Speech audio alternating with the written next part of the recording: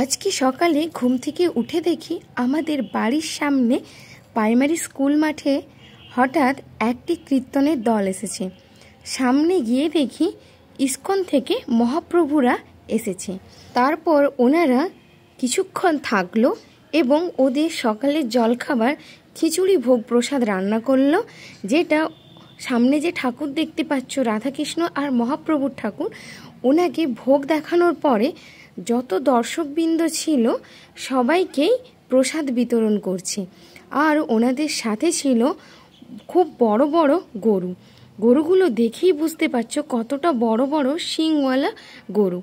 তো ওনারা ভোগ প্রসাদ খাওয়ার পরে তারপরে যারা ভক্তবৃন্দ ছিল তাদেরকে সবাইকে দেওয়ার পরে ওনারা ওদের গন্তব্যস্থলে আবার চলে গেলেন।